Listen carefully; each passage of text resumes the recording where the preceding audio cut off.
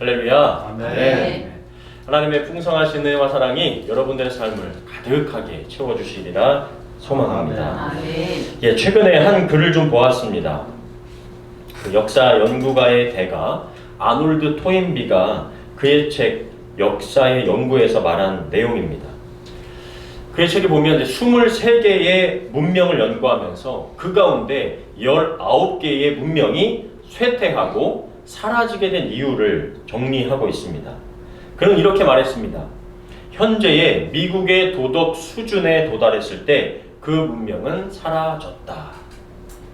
이 책은 1934년에 집필을 시작해서 1961년에 마쳤고요. 이 28년간 집필한 책은 10권이 넘는 방대한 내용의 책입니다. 그런데 그 당시 미국의 도덕 수준이라고 한 때가 벌써 63년 전인 것이죠. 그 책에서 말한 문명이 사라지는 기준으로 도덕 수준을 보았던 겁니다. 이러한 도덕 수준에 이르게 되는 결정적인 원인이 무엇인가? 그런 낮은 도덕 수준이 되는 이유가 뭔가? 그는 자기 우상화라고 말하고 있습니다. 자기 우상화 때문에 도덕 수준이 낮아지고 문명이 쇠퇴하고 사라지는 그런 일을 겪는다는 것이죠. 이 역사가의 말처럼 지금 우리 시대가 겪고 있는 것이 바로 이 자기 우상화라는 것입니다. 자기 우상화에 빠진 시대다라고 인문학계에서도 말하고 있는 그런 세상이 되었다는 것이죠. 한마디로 다 자기 자신이 신이 된 세상에 살고 있는 것입니다. SNS를 예를 들면 다 자기 자신이 주인공입니다. 자신의 이야기로 가득합니다. 자기 만족에 사는 것이 제일 중요한 삶의 이유가 되어버렸습니다. 여러분 요즘 뉴스에서 나오는 세상의 일들을 보시면 자신의 기분을 상하게 하면 살인도 서슴지 않는 세상이죠. 자신의 기분이 우울해서 칼을 들고 자신과 아무런 상관이 없는 사람을 찌르고 다닙니다. 한국뿐만이 아니라 밴쿠버에서도 얼마 전에 산책하던 사람들을 칼로 해하는 일들이 화이트락과 또 딥코브 이런 곳에서 지금 얼마 전에 나타났죠. 며칠 전 코키틀람에서는 맥도날드 드라이브스루에 차를 타고 오지 않고 이 전기 스쿠터를 타고 주문을 하려고 했는데 그것을 거부하자 힘을 팍 뱉어버리고 도망친 사건도 있었습니다. 뭐 이런 극단적인 이야기 말고도 너무나 많은 일들이 있죠. 자신이 신이 되었다는 것이 이런 폭력적이고 악한 일뿐만 아니라 우리에게 적용해서 생각해 보면 내 자신이 불편해지는 것을 못 참는 시대가 된 것입니다. 내가 희생해야 되고 내가 시간을 내야 되고 누군가를 위해서 내가 불편해지는 것에 대해서 참지 못하고 분노하는 시대가 되었다는 것입니다.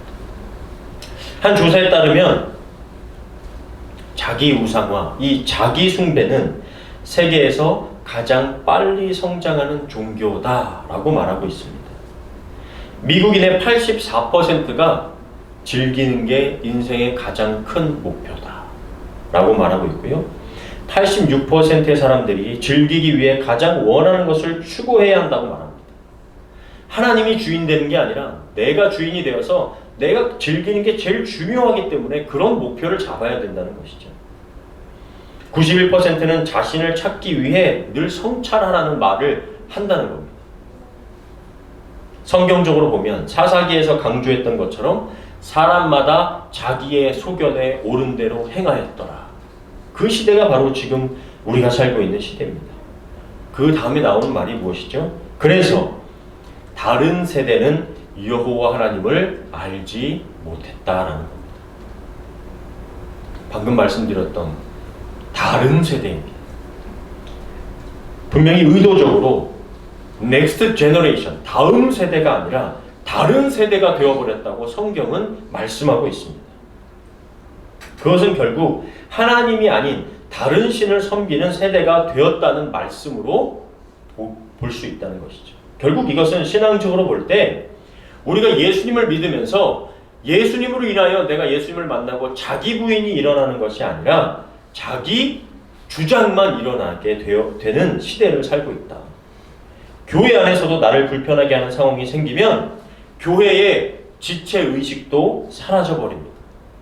형제와 자매인 것도 좋을 때나 형제 자매이지 네가 언제 나의 지체였냐가 되어버립니다.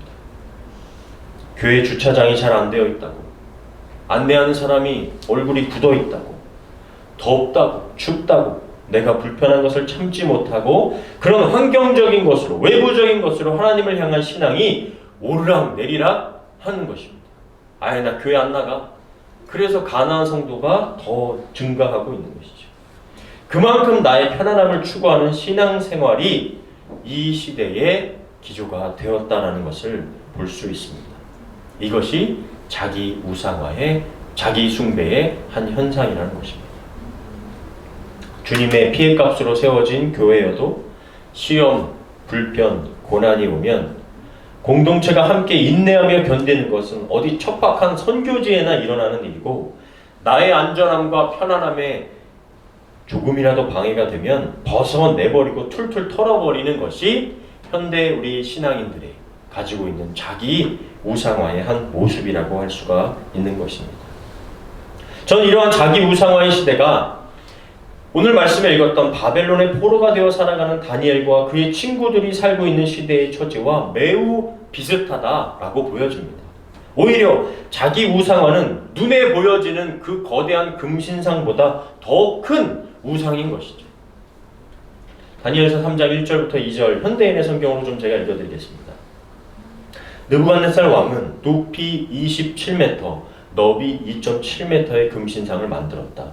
왕은 그 신상을 바벨론도의 두라 평야에 세우고 총독, 지방장관, 군사령관, 왕의 고문, 재무관, 재판관, 치안판사 그 밖의 각도의 모든 관리들에게 자기가 세운 신상의 제막식에 참석하라고 지시하였다. 이 바벨론의 중앙 집권식 정치가 더 힘을 얻게 하기 위해서 평야, 두라 평야라는 곳에 눈에 거칠 것이 없는 그곳에 높이가 27m, 너비가 2.7m가 되는 거대한 금신상을 세운 겁니다. 한국에 예전에 제가 서울에 있을 때 날씨가 좋으면 먼 곳에 좀 높은 곳에 올라가면 그곳에서 저 멀리 보였던 63 빌딩이 서울을 어떤 대표하는 모습처럼 보였습니다. 몇 년 전에 한국에 가보니까 롯데타워가 그 수십 킬로 떨어진 곳에서도 그렇게 우뚝 서서 잘 보이더라고요. 가까이 가서 보니까 정말 고개가 뒤로 젖혀질 만큼 아주 높았습니다. 그렇게 높은 것을 세웠다는 건 무엇을 의미하는 것이죠? 내가 이렇게 힘 있는 사람이야. 우리 기업이 이렇게 부자 기업이야. 위세를 떨치는 겁니다. 느부갓네살도 바벨론의 힘과 권세를 자랑하고 그 앞에 굴복하라는 듯 금으로 뒤덮은 금신상을 쫙 하고 만들어 놓은 것이죠. 그리고 전국에 공포했습니다. 나팔 소리, 악기 소리가 울리면 심상 앞에 엎드려 절하라. 그렇지 않으면 즉시 뜨겁게 불이 타는 용광로에 던져 넣겠다라는 법령을 전국에 반포한 것입니다. 우리 이곳에 계신 여러분들은 또 특별히 이렇게 캐나다에서 20년 넘게 지내신 분들 또 계시지만 대부분 한국에서 어린 시절을 다 보내셨을 겁니다. 그리고 60년대, 90년대 초반에 학교를 다니신 분들은 그 당시 학교가 개인의 어떤 인권과 특성보다는 단체 생활을 통해서 규율과 법규에 따르도록 교육을 다 받으셨을 거예요. 예를 들어 이런 거죠. 내 머리카락이지만 학교가 정해놓은 머리카락 길이가 있었습니다.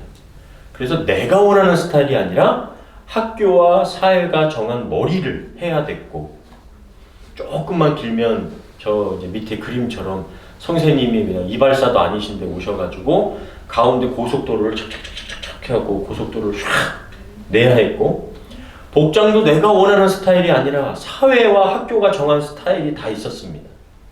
심지어 국가가 정한 시간에 집에 들어가야 하는 때도 있었습니다. 여기 대부분 다 그때를 지내신 분들이 계시리라 믿습니다. 저도 오죽하면 아직도 국기에 대한 경례를 제가 생각해서 보니까 제가 적고 있더라고요. 나는 자랑스러운 태극기 앞에 조국과 민족의 무궁한 영광을 몸과 마음을 바쳐 충성을 다할 것을 굳게 다짐합니다. 이거를 제가 외우고 있더라고요. 이 어린 아이들에게 국가의 절대적인 권위를 세뇌시키는 것이죠. 이처럼 개인의 인권보다는 국가의 영광을 추구하는 것을 국가주의라고 합니다. 국가가 경제, 사회, 개인의 모든 인권과 같은 권리를 엄격하게 다스리는 것이 바로 국가주의입니다.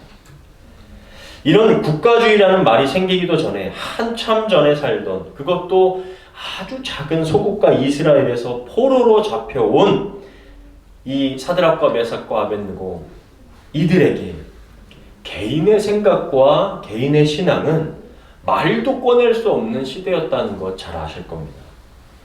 그런데 다니엘과 함께 여러 수십 명이 잡혀온 사드락, 메삭, 아벳느고는 그 왕의 법령에 불순종을 하고 악기 소리에도 엎드리지 않았습니다.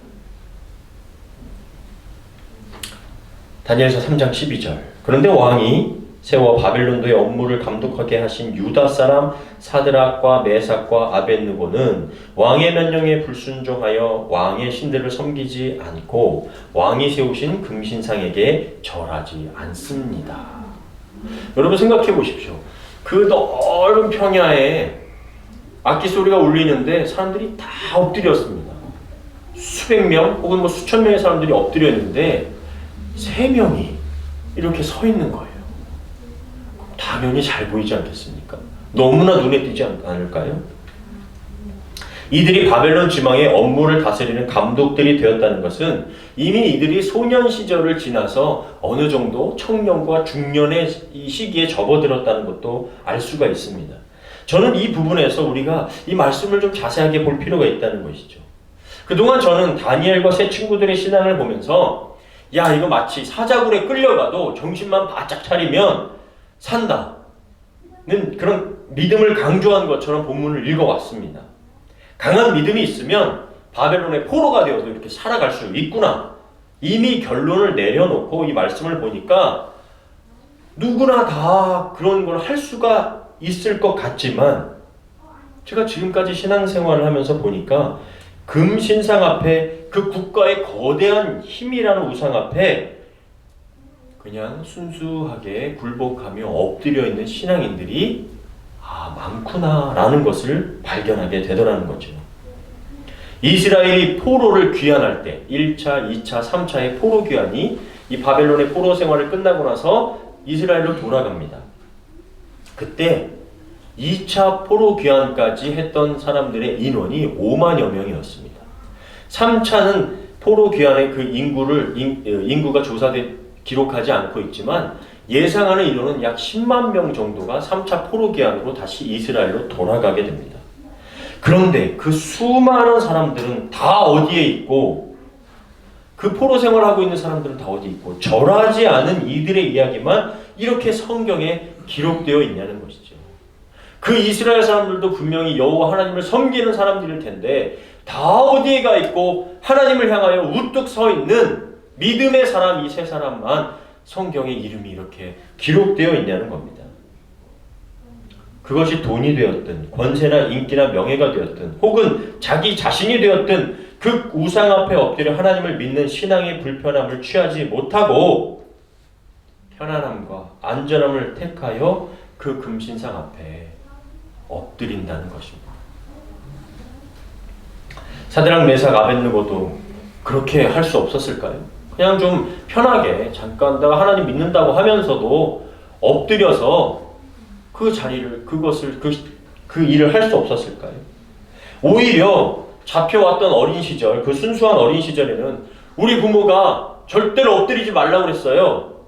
할 수 있지만 이제 자신의 의식도 생기고 자녀도 생기고 생계를 책임져야 하는 가족도 있고 바벨론의 한 지역을 다스리는 저 감독의 위치가 되었을 때 오히려 더 무거운 책임감으로 인해서 나의 무책임한 행동 때문에 많은 사람이 위험에 처할 수 있다면 한번 엎드리는 것이 그 금신상 앞에 한번 엎드리는 것이 여러 가지로 훨씬 편하다, 안전하다라는 생각을 갖지 않겠습니까?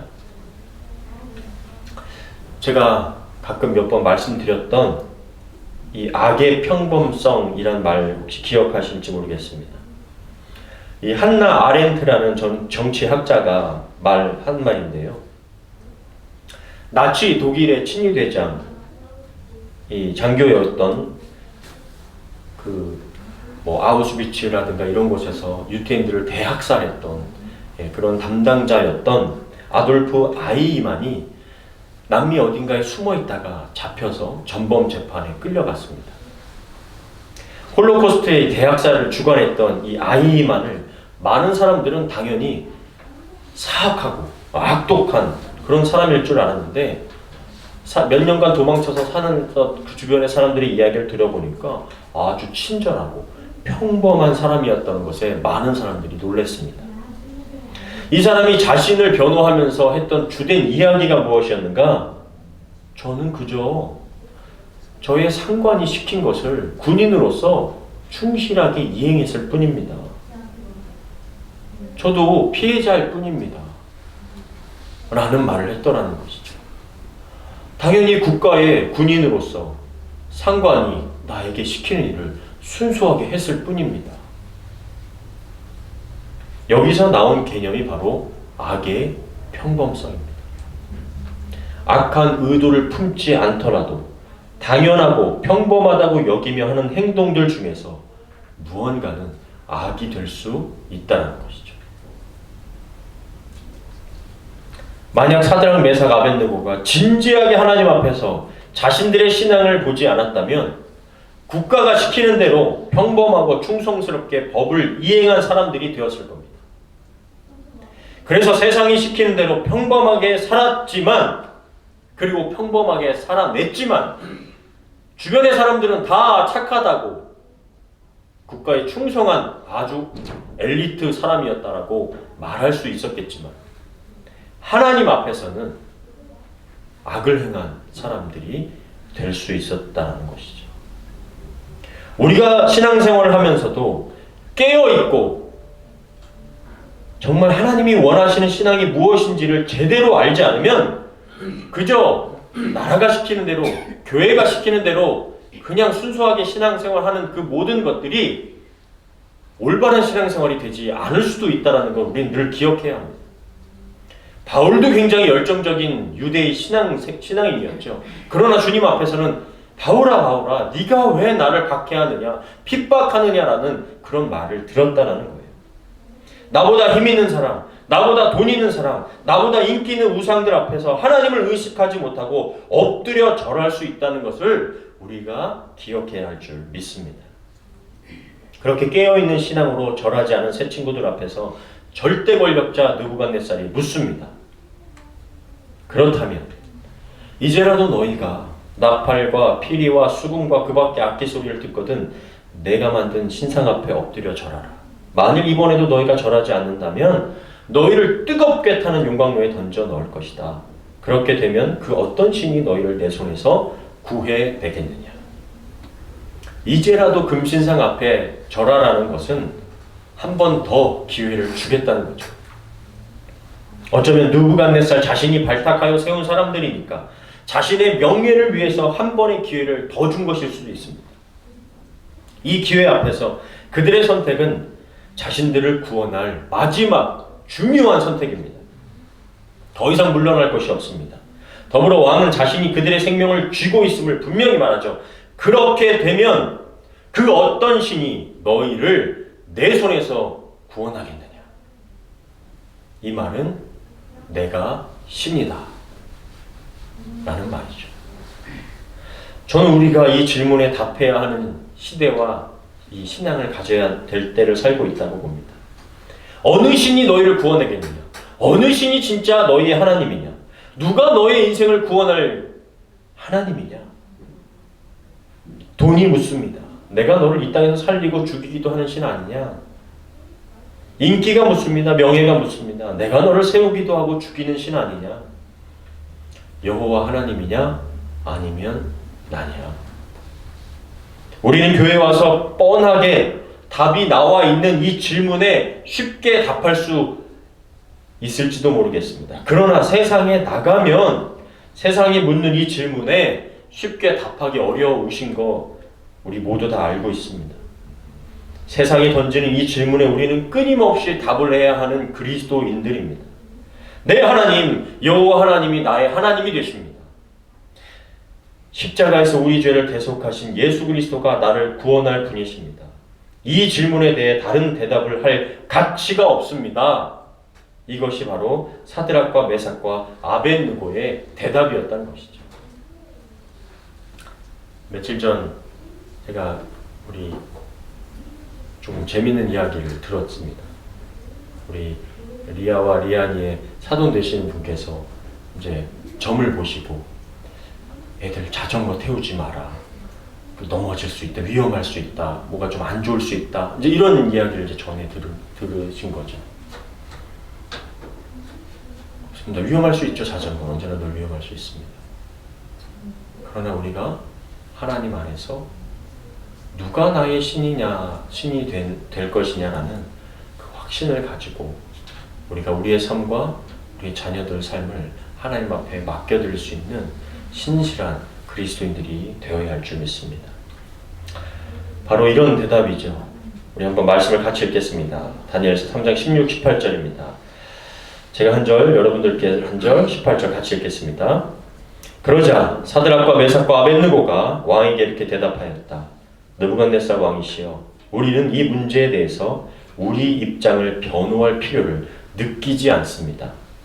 만약 우리가 뜨겁게 타는 영광 속에 던져진다고 우리가 섬기는 하나님은 우리를 그 영광로에서 구해내실 수가 있습니다. 그리고 그는 반드시 우리를 왕의 손에서 건져내실 것입니다. 찾겠습니다. 비록 하나님이 우리를 구해내지 않으실지라도 우리는 왕의 신들을 섬기지 않을 것이며 또 왕이 세우신 금신상에게 절하지도 않을 것이니 왕이시여 그런 줄 아십시오. 아멘. 정말 이 말씀에서 우리는 결연한 신앙이 뭔지를 보게 되죠. 우리의 신앙이 단순히 개인의 복을 비는 1차원적인 신앙에서 끝나는 게 아니라 하나님을 신뢰하는 것이 무엇인지, 그 신뢰가 우리가 이런 결연한 신앙을 가짐으로 인해서 그분의 나라와 그분의 영광을 드러내는 존귀한 일이 된다는 것을 우리는 이 신앙에서 발견하게 됩니다. 따라서 우리가 신앙생활하는 것이 그저 개인의 복을 구하는 것, 진로의 문제, 건강의 문제에서 머무는 것이 되지 않도록 주의해야 합니다. 하나님의 이름이 우리의 신앙의 모습을 통해서 존귀하게 되고 영광 받으시기에 우리의 신앙이 더욱 성숙해지고 가볍지 않고 결연한 신앙이 될 수 있기를 간절히 바랍니다. 두 번째는 입술의 지혜입니다. 사드락과 메삭과 아벳느고가 바벨론 사람이 아닌 것을 그들이 고발한 사람들과 많은 사람들은 이미 알고 있습니다. 유다에서 잡혀온 사람들이라는 건 다 알고 있어요. 고대 시대에는 국가의 종교가 곧 나의 종교였습니다. 국가가 전쟁에서 지면 그 나라의 신이 다른 나라의 신에게 패배한 겁니다. 그래서 전쟁에서 패배하면 그들이 섬기는 신전을 화장실로 바꾸어보는 일을 벌이곤 했습니다. 이스라엘이 함락됐을 때 어디가 무너졌죠? 성전이 다 무너져 버린 겁니다. 왜? 그들의 신이 패배했기 때문이에요. 그 성전에 씌워져 있던 금들을 다 떼어가 버립니다.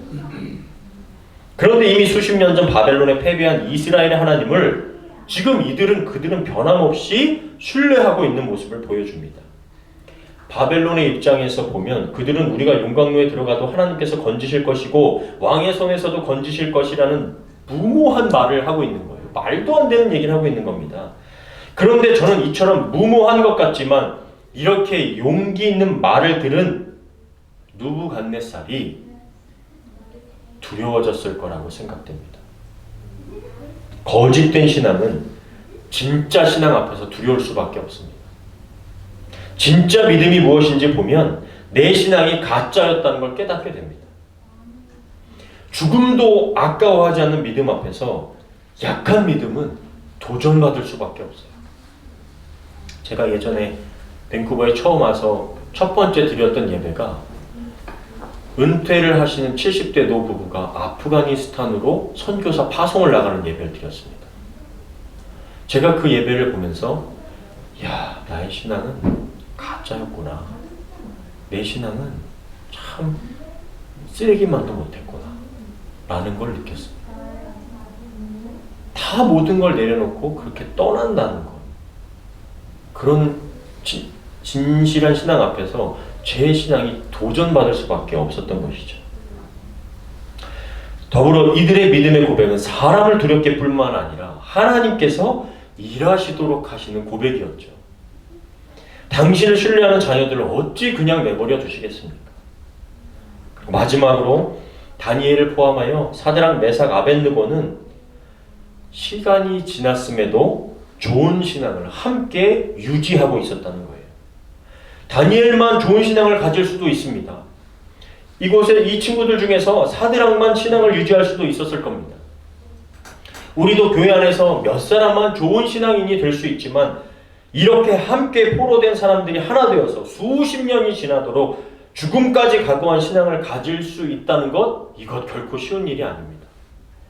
저는 이곳에 모인 저와 여러분이 오랜 시간이 지나도록 천국에 가시기까지 함께 좋은 신앙을 가질 수 있는 저와 여러분들이 다 되시기를 간절히 바랍니다. 아멘. 하나님을 향한 고결한 신앙이 함께 세워지고 서로를 위해서 격려해주고 지치고 피곤하고 쓰러질 때 함께 세워서 일으켜서 하나님 나라에 가는 그때까지 우리 함께 나아갑시다라고, 함께 신앙을 가집시다라고 격려할 수 있는 그런 관계가 되기를 간절히 축복합니다.